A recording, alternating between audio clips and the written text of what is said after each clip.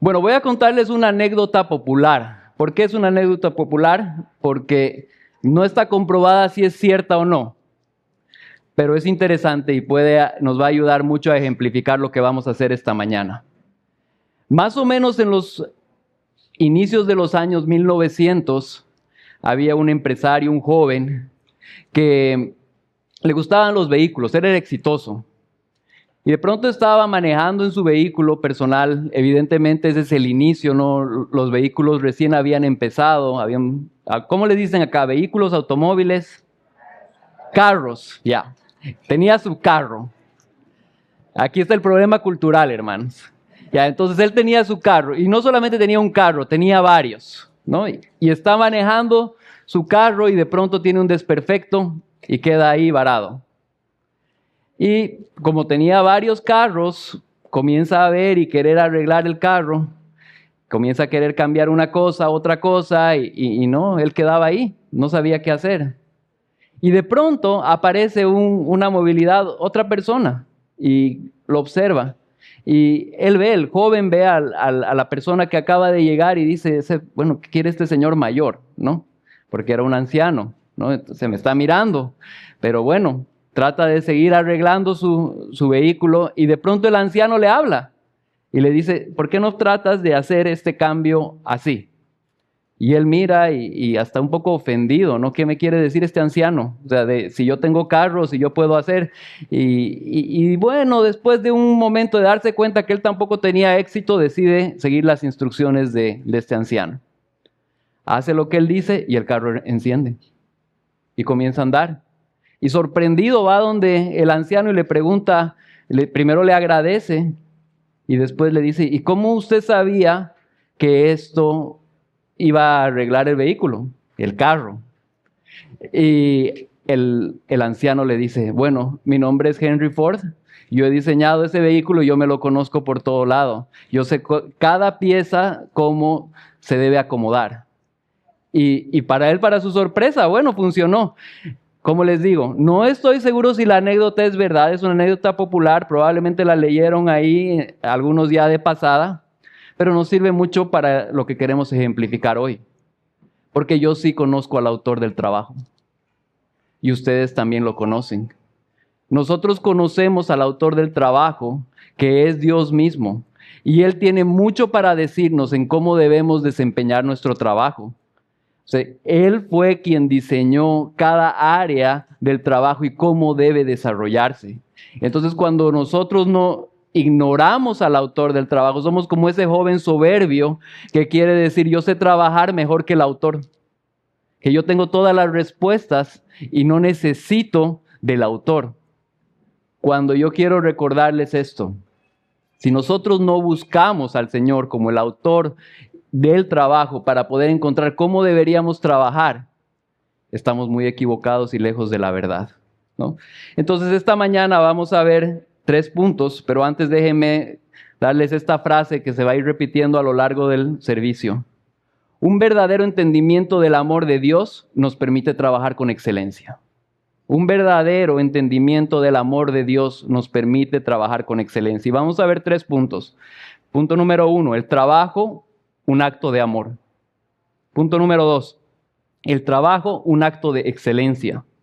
Y punto número 3, el trabajo, un acto y medio de testimonio, ¿no? Entonces, eso es lo que vamos a ver esta mañana. Vamos con el primero, el trabajo, un acto de amor. Lo primero que quiero es contextualizar un poco. ¿Por qué hemos escogido Tesalonicenses? Porque Tesalonicenses aborda sobre el trabajo. Y es probable que muchos de ustedes dicen Tesalonicenses y lo abordan rápidamente con el tema escatológico. ¿Sí? Es verdad. Tesalonicenses habla mucho sobre los últimos tiempos. Pero es importante darnos cuenta que Tesalonicenses también habla sobre el trabajo. Y es en el capítulo 4 donde comienza a desarrollar varias ideas. Tesalonicenses está dividido en 2. La primera parte es un ánimo y agradecimiento y la segunda parte son instrucciones para los creyentes. Y en nuestro capítulo se encuentra en instrucciones para los creyentes. Evidentemente más adelante va a comenzar a hablar sobre los últimos tiempos, pero es del versículo 10 al 12 que se concentra Pablo en hablar sobre el trabajo. Entonces, esa es la razón por la cual se escogió este texto. Ahora, para poder llegar a esto, vamos a dar un preámbulo y nos vamos a regresar al Génesis. Y quiero hacer esa mención que es importante. ¿Cómo comienza la Biblia en Génesis 1? En el principio, creó Dios. ¿Qué es eso? Es trabajo. Dios comenzó a hacer todo lo que nosotros vemos por medio de trabajo. Él fue el primer trabajador. Y podemos ver eso, que lo hizo por 6 días y ejemplificó todavía el séptimo como el día de descanso.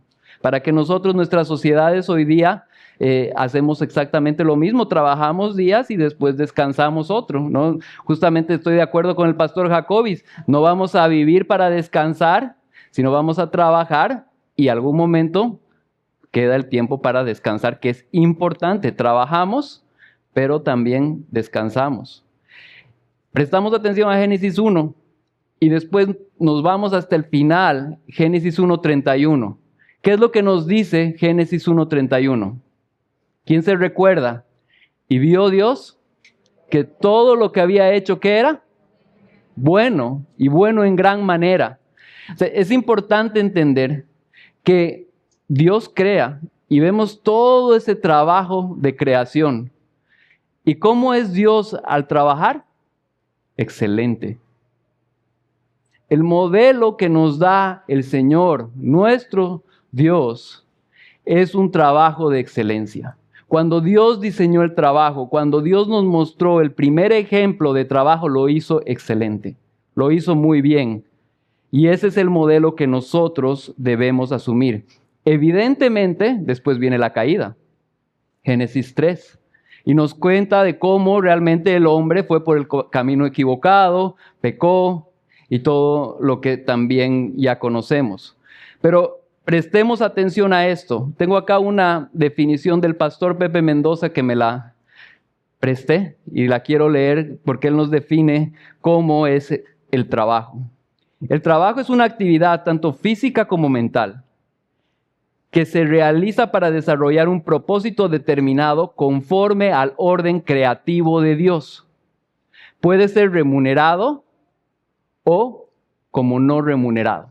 Entonces vamos a desarrollar un poco más sobre eso, un poco más adelante, pero bueno, se las vuelvo a leer. El trabajo es una actividad tanto física como mental que se realiza para desarrollar un propósito determinado conforme al orden creativo de Dios. Puede ser remunerada como no remunerada. Y es ahí donde todavía quiero quedarme en Génesis.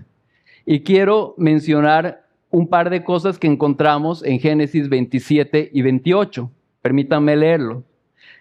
Génesis 1, 27 y 28. Creó pues Dios al hombre, a imagen suya, a imagen de Dios lo creó. Varón y hembra los creó. Y los bendijo Dios y les dijo, sed fecundos y multiplicaos. Llenad la tierra y sojuzgadla. Ejerced dominio sobre los peces del mar. O sea, ¿ven el cambio? En la primera parte del 28 dice, sed pues fecundos y multiplicaos. ¿Qué es lo que está hablando ahí? De la familia, el matrimonio, de cómo los hombres, los seres humanos vamos a tener el mandato de llenar esta tierra. Pero de pronto, en el mismo versículo, él cambia y comienza a hablar de verso 28, la segunda parte, y llenad la tierra y sojuzgadla. Ejerced dominio sobre los peces del mar, sobre las aves del cielo y sobre todo ser viviente que se mueve sobre la tierra. ¿Qué es eso? Trabajo.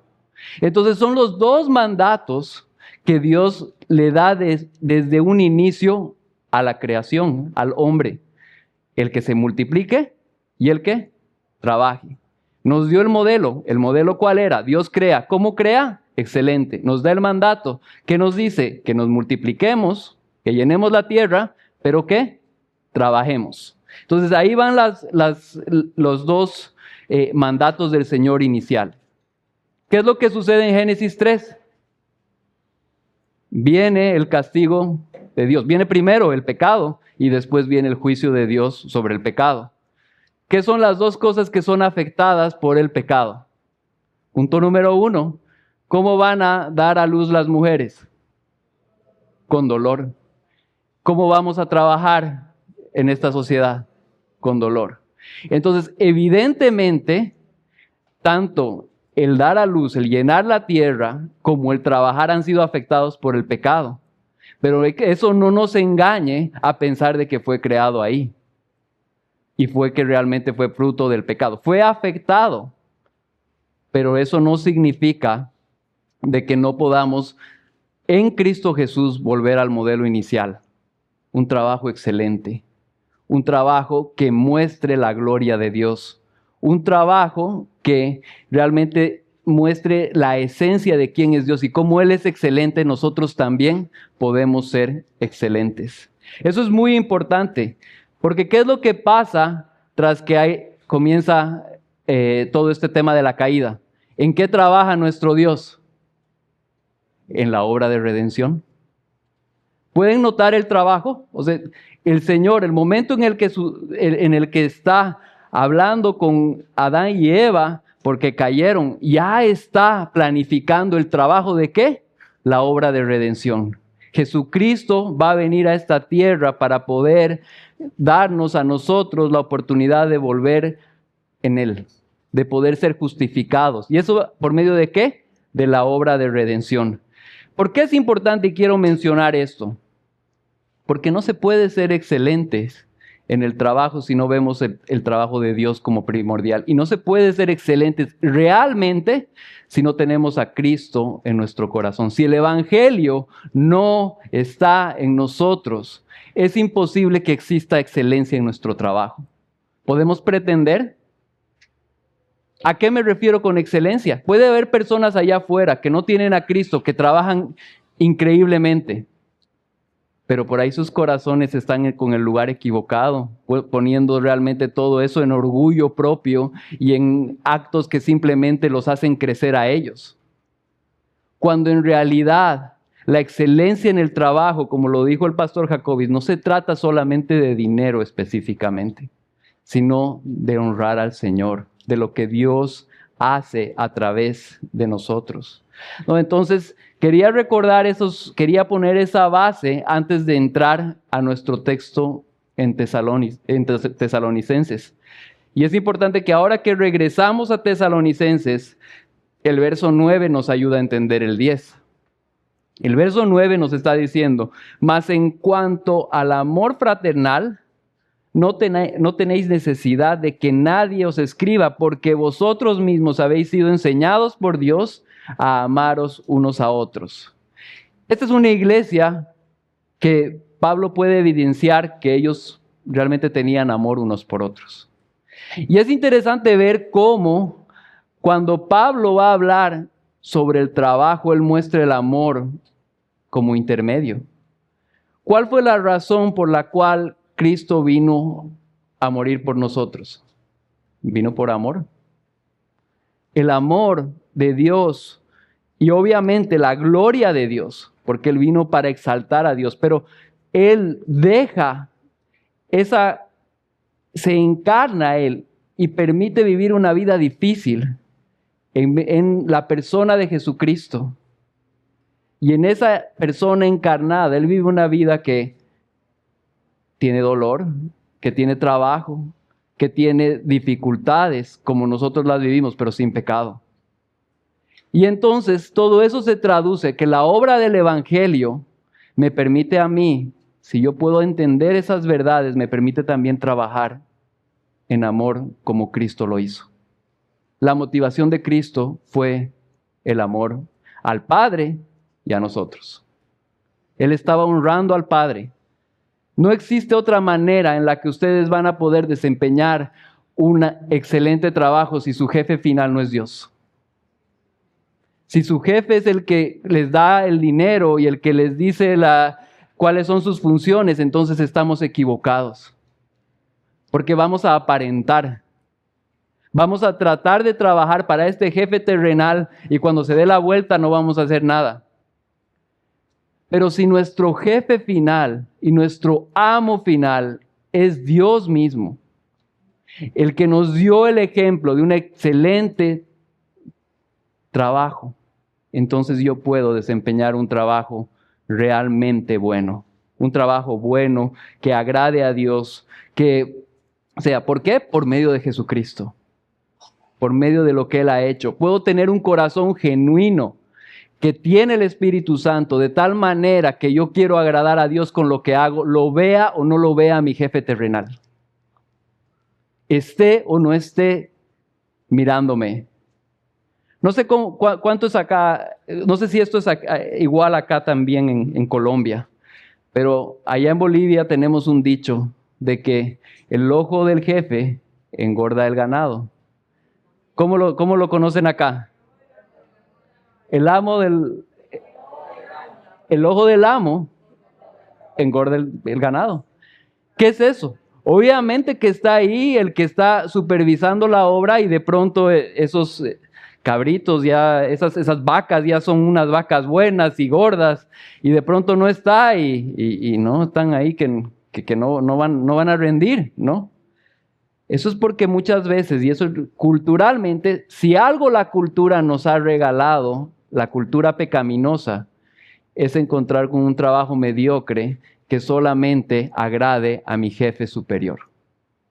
Pero si yo entiendo de que trabajo para el Señor y que lo que yo hago muestra quién es Él y que Dios es un Dios perfecto, entonces yo voy a hacer perfecto las cosas. Yo voy a tratar de hacerlas con excelencia. Yo voy a tratar de agradarlo a Él con lo que Dios me dio en este momento, con este trabajo, y voy a cuidar este trabajo.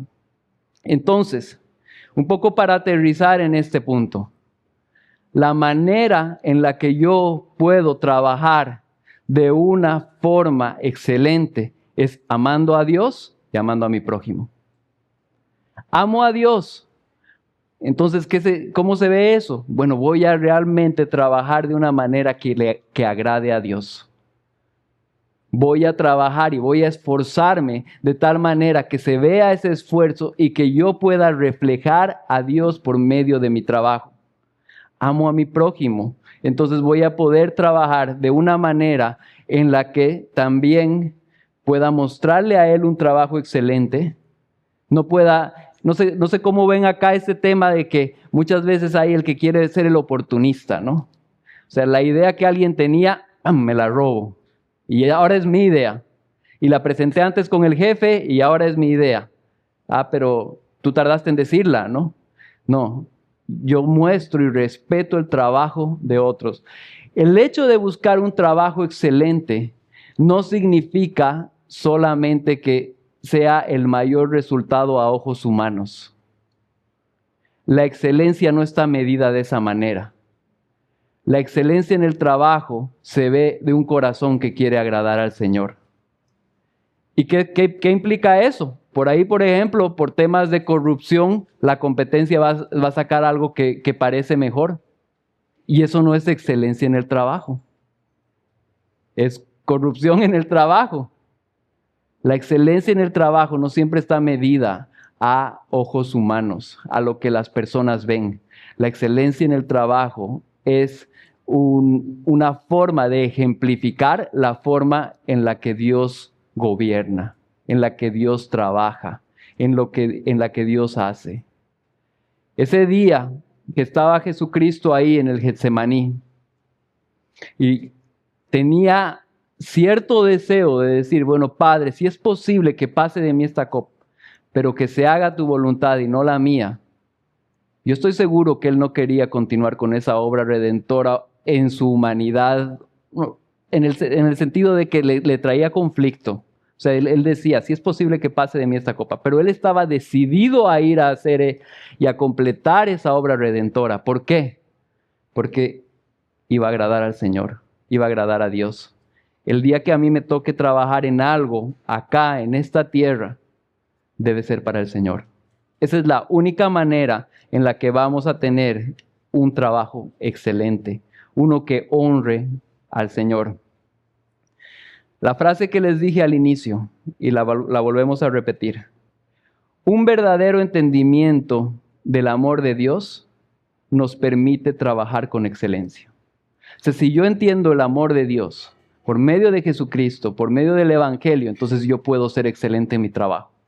Y una excelencia que no solamente sea de hipocresía, una excelencia que salga del corazón, que quiere ser excelente para mostrar lo que Dios es, para representarlo en esta tierra. Punto número 2, el trabajo, un acto de excelencia. Y ahora leemos el versículo 11 de nuestro texto base. Dice la palabra del Señor: y a que tengáis por vuestra ambición el llevar una vida tranquila. Quiero desarrollar un poco a qué se refería ambición. O sea, lo que Pablo está hablando ahí con el término de ambición, él está cambiándole el significado a esa palabra. En ese momento la palabra ambición significaba y era una forma en la que eran premiadas las personas que eran ricos y ayudaban a los pobres. Entonces era la ambición, el reconocimiento. La ambición tenía dos niveles. Eran apreciados, obtenían honor civil y tenían reconocimiento. Entonces esa ambición se ve en esos dos aspectos. En qué es lo que la gente va a decir y qué es lo que yo voy a recibir. Y ahora Pablo cambia el centro de eso y dice específicamente porque y que tengáis por vuestra ambición llevar una vida tranquila. O sea, la forma y la razón por la que trabajamos es para llevar una vida tranquila. O sea, nosotros trabajamos para cumplir nuestras deudas, para cumplir nuestras necesidades, para cumplir con el alquiler, para cumplir con las cosas que necesitamos. ¿Cómo hacemos eso? Con excelencia. Pero esa es la motivación principal. Debemos entender que en realidad acá nuestra motivación es agradar al Señor. Nuestra motivación es poder mostrar a Él como el centro. Y algo que yo me estaba recordando mientras planificaba y cuando desarrollaba esta sesión, me recordé la voz de mi mamá. Y mi mamá siempre tenía algo para decirnos. ¿Ustedes les gusta la ley del mínimo esfuerzo? ¿Conocen la ley del mínimo esfuerzo acá? ¿Cuál es esa ley del mínimo esfuerzo? Ya cumplí, ya está. Yo me recuerdo en la universidad haber rendido muy bien en materias muy complicadas y en materias muy fáciles sacar una nota promedio. Y esa era mi ley del mínimo esfuerzo. O sea, si ya está ganada, esa está fácil, yo la descuido, no me esfuerzo, no doy excelencia. Trabajo simplemente lo que tengo que trabajar para obtener lo necesario, pero ya cumplí. Páguenme, denme mi remuneración, denme lo que yo necesito, pero ya está, ya cumplimos. La ley del mínimo esfuerzo no es excelencia. La ley del mínimo esfuerzo muestra una mediocridad.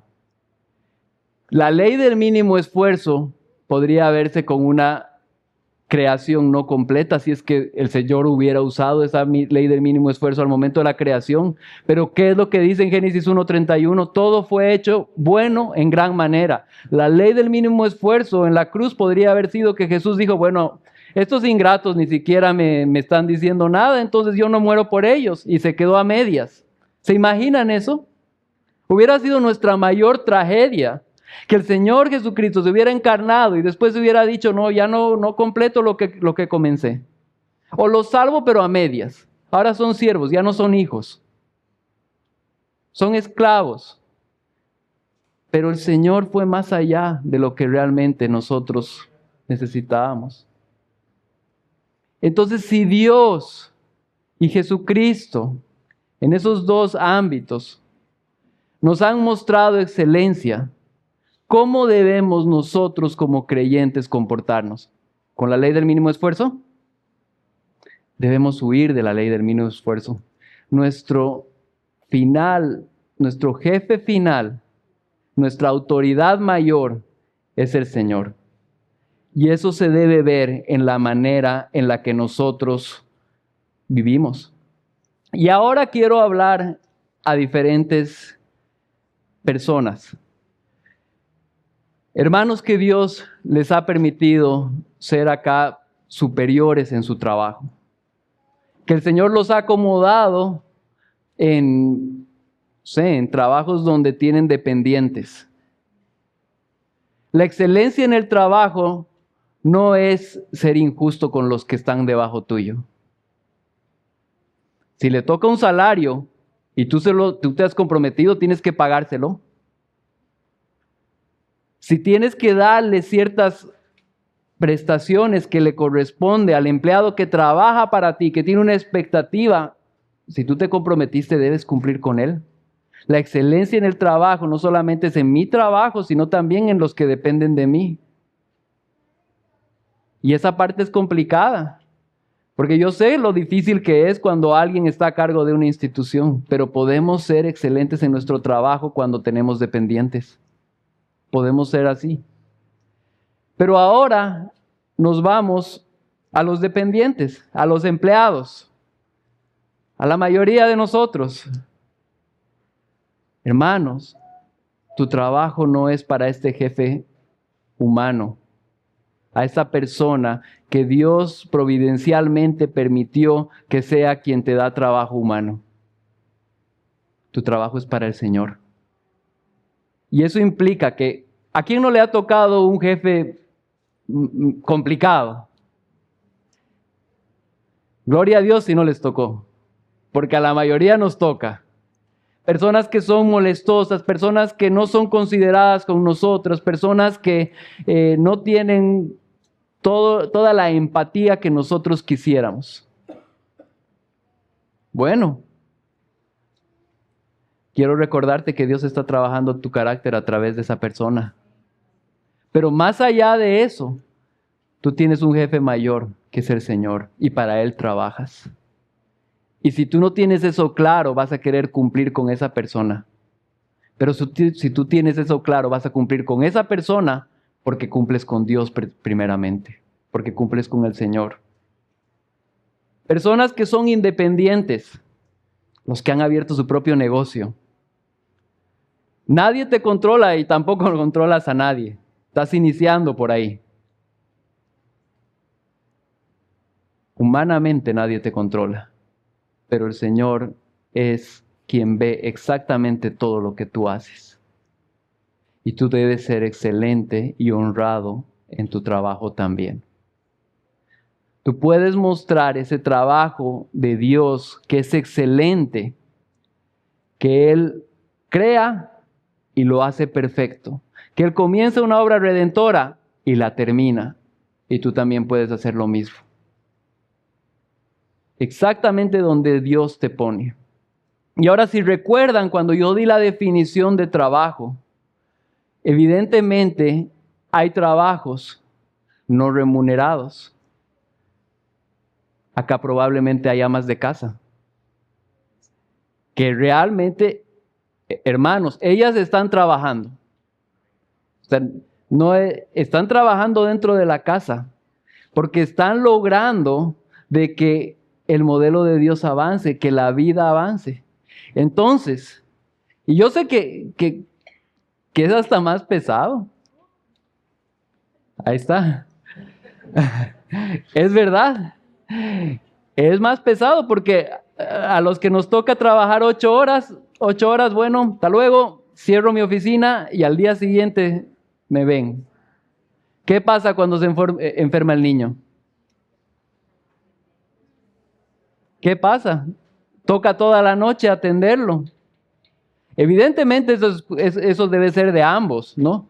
Pero cuando hay una de las dos personas, en este caso la mujer, que se queda en la casa, tiene una responsabilidad que igual es un trabajo porque está logrando que el Señor cumpla el mandato. O sea, está cumpliendo el mandato de Dios de hacer y sojuzgar la tierra, que la tierra avance, que nos podamos reproducir, que los niños estudien, que los niños aprendan.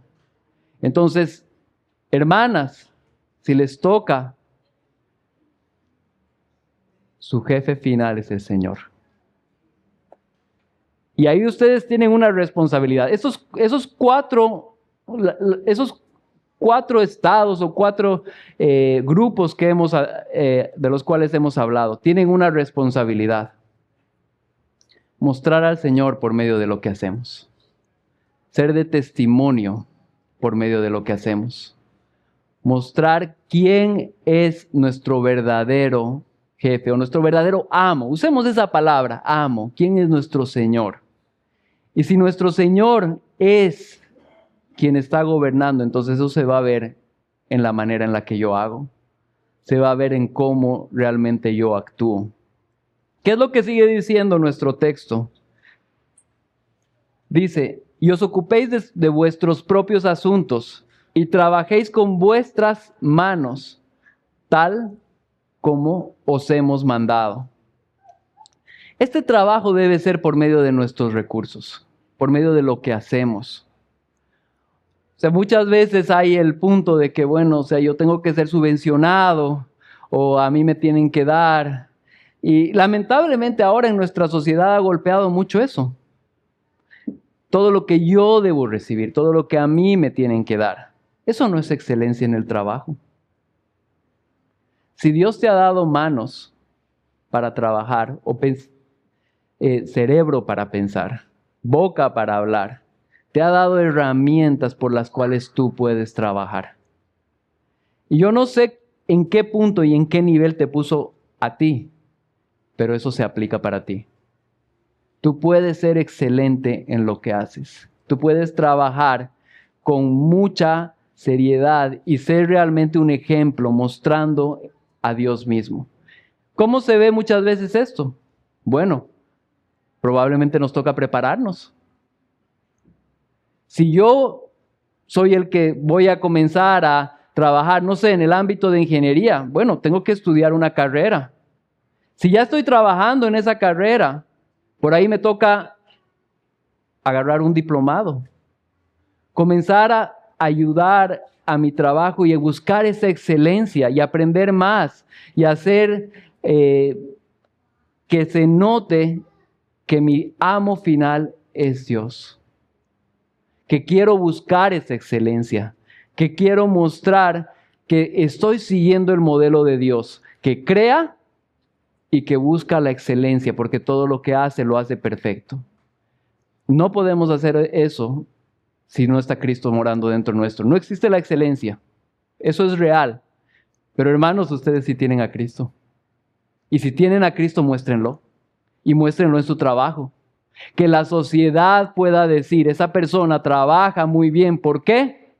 Porque tiene a Cristo morando dentro de él. Que no sea tu habilidad lo que resaltes, sino que muestres a Cristo en lo que tú haces.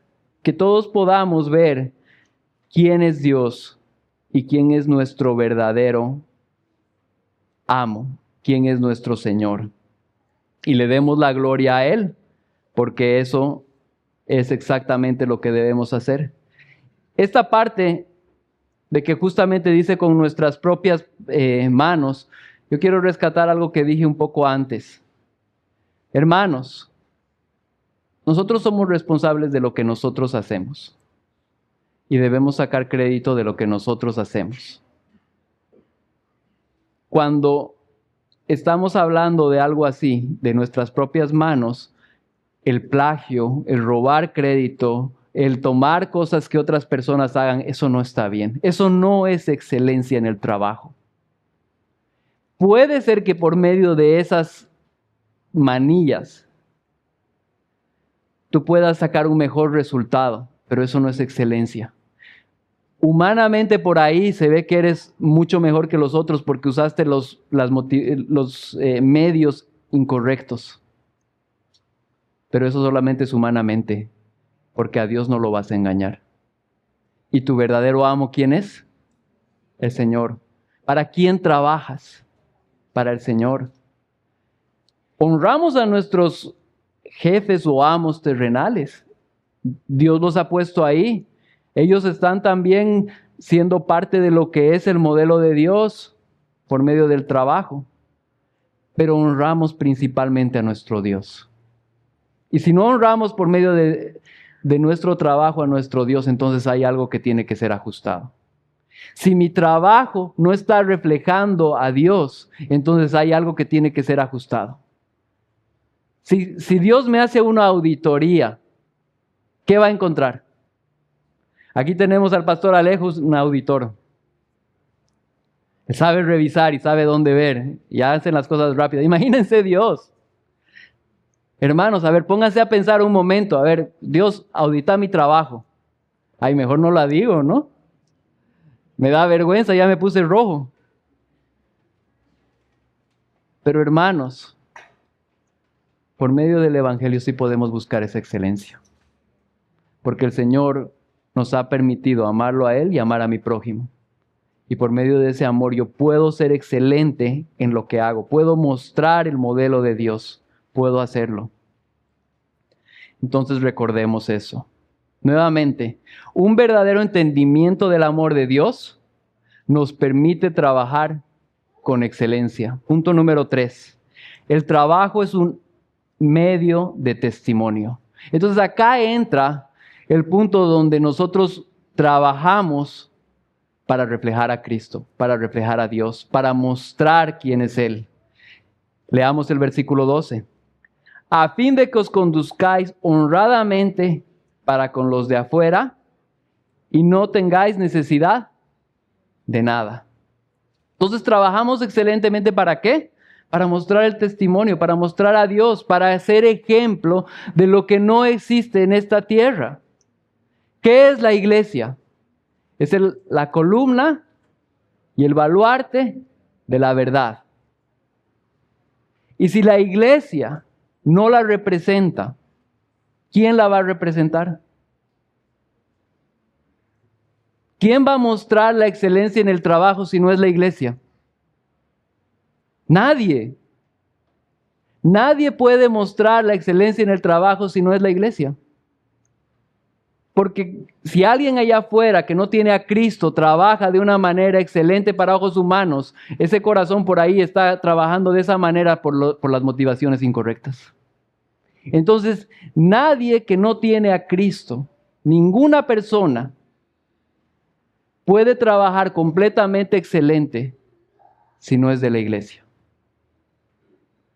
¿Qué entendemos por iglesia? ¿Iglesia es este lugar? No. Iglesia somos nosotros. Son las personas, la congregación de los santos, las personas que han sido salvadas por medio de Jesucristo, que Dios las salvó y las compró por su propia sangre, que tienen el Espíritu Santo morando dentro nuestro. Si ese es tu caso, entonces estás llamado en tu trabajo a mostrar a Cristo, a ser testimonio para los de afuera.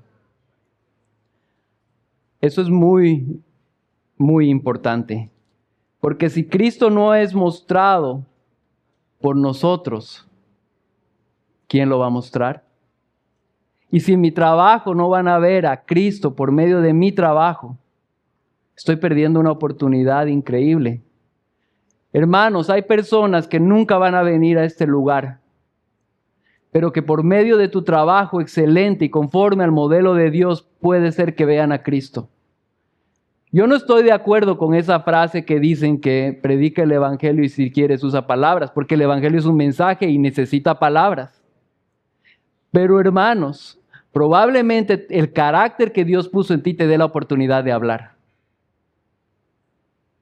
Y si tu carácter no refleja eso, por favor no hables. Mejor no hables. Si en tu trabajo tú no representas excelentemente a Dios y eres un corrupto y una persona que solamente está haciendo todo lo contrario a lo que Dios dice, mejor no digas que eres cristiano porque estás representándolo de una manera mala. Pero por lo contrario, si el Señor te ha cambiado de tal manera en la que tú eres excelente en tu trabajo, dale la gloria a Él porque no es tuya.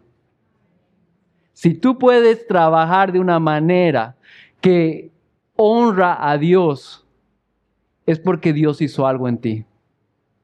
Es porque Dios te salvó. Porque de pronto te encontró cuando tú solamente lo que querías era ofenderlo a Él. Cuando tú lo único que querías era pecar en contra de Él. Te encontró, te salvó, te justificó y te dio la oportunidad de vivir como hijo de Él. ¿Qué implica eso? Que puedo honrarlo con mi trabajo. Puedo hacerlo. Honremos al Señor con nuestro trabajo. Que nuestro trabajo sea tan excelente que nos permita hablar con autoridad de que Dios hizo una obra en nosotros.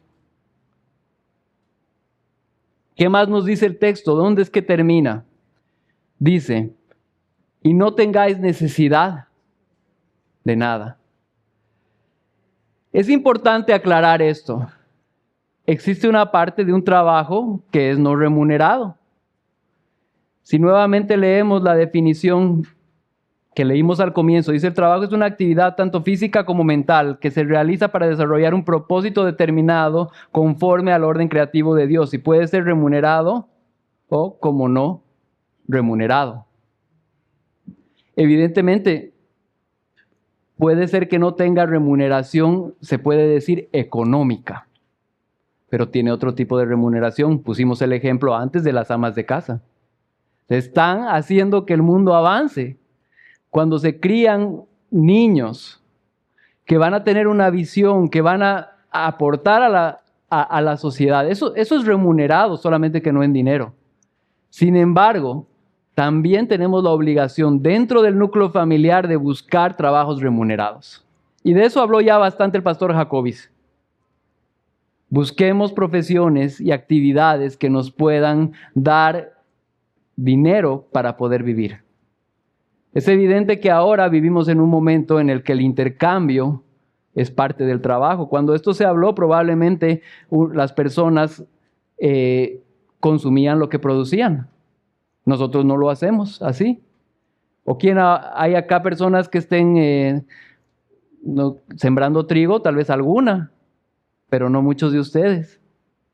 O hay personas que tengan sus cabritas, sus vaquitas. Tal vez alguna, pero la mayoría no lo hacemos.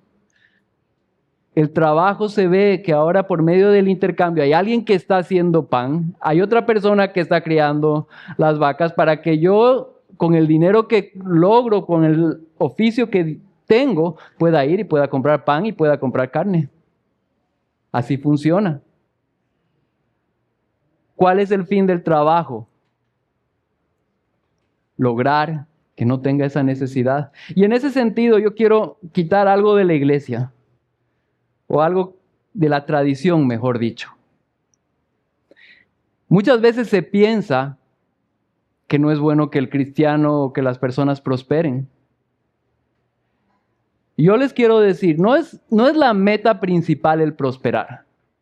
Pero si Dios quiere que una persona prospere, gloria a Él. Si una persona, por medio del esfuerzo y el trabajo, va a poder mostrar que realmente lo que él vende es bueno y que puede beneficiar a otros y las personas lo compran, qué bien. El problema no es el dinero, es el amor al dinero. Primera Timoteo 5:8 lo dice muy claro. El problema es el amor al dinero. Y si tienes amor al dinero, mejor no lo tengas. Tal vez va a ser mejor que no lo busques. Pero Dios utiliza personas prósperas para la obra de Él mismo. Dios utiliza. Hay personas que por medio de ese trabajo y que tienen la misión clara, van a lograr que más cosas sucedan en el reino de Dios. Y esa debe ser la finalidad. Si el Señor te prospera es por esa razón. Eres un administrador de los recursos que Dios te ha dado. Tú has sido diseñado para cumplir el modelo de Dios y para buscar ser excelente en lo que haces. Que el testimonio de tu vida refleje eso. Que eso sea reflejado de igual modo. Entonces, lo que quiero decir y donde yo quiero llegar es: la excelencia en el trabajo se puede encontrar. Podemos ser excelentes en nuestro trabajo. Podemos mostrar a Cristo en nuestro trabajo. Podemos lograr que personas sean conmovidas por medio de una excelencia laboral que solamente es producto de que el Señor nos salvó, porque no hay otra explicación, no hay otra razón. todo esto nace en el amor de Dios, la obra de Dios en la creación, la perfección de Dios en la creación, la obra de Jesucristo completa. Hermanos, cuando el Señor te salva, ¿qué pecados le quedas debiendo? Cuando Jesucristo te justifica, ¿todavía hay algo que no ha sido justificado de ti? Si Jesucristo te justifica, tú eres completamente justo. Es una obra de inicio a fin.